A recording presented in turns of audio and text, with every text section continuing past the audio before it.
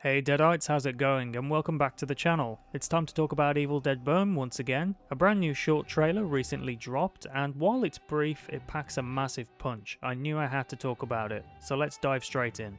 After a couple of distribution logos, the trailer opens with a prop that every Evil Dead fan will recognize, the classic Panasonic reel-to-reel tape recorder. I was so hyped when I first saw this in this short trailer. Fun fact, the original tape recorder used in the Evil Dead and Evil Dead 2 once belonged to Charlie Campbell, Bruce Campbell's dad. As the tape starts rolling, a voice says the following dialogue.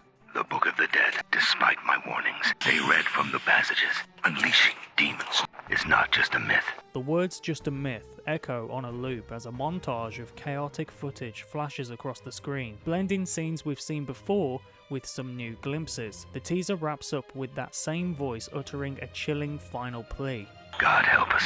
Now, I think the gut reaction from most fans is going to be, oh, that's Professor Noby. And fair enough, whenever a tape recorder shows up in this franchise, Noby is usually the one speaking from beyond the grave. But to my ears, that voice sounds an awful lot like Father Marcus Littleton from Evil Dead Rise. Just listen to the way he says the Book of the Dead. The Book of the Dead.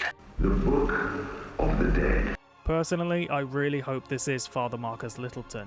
His dialogue in Evil Dead Rise was incredible, and just imagining the sheer terror he and his fellow priests went through is fascinating. Honestly, I'd love to see an entire Evil Dead movie set in his time period. But what if this isn't just wishful thinking? What if the voice we hear in this trailer is actually Father Marcus Littleton? This brings me to my theory. We've already seen the worn leather journal that Allison is holding. It's filled with extensive research notes documenting past incidents involving the different volumes of the Naturom de Monto. Whoever wrote this journal knows exactly how devastating these books are. And remember, in Evil Dead Rise, Littleton explicitly mentions that he believed he was holding one of the 3 fabled volumes of the Naturom de Monto. It is likely that this is Littleton's lost research journal. Also, think about the difference in tone. Professor Noby was an archaeologist translating a text in a cabin. The man on this tape isn't translating, he sounds like a man of faith witnessing a full-blown spiritual catastrophe.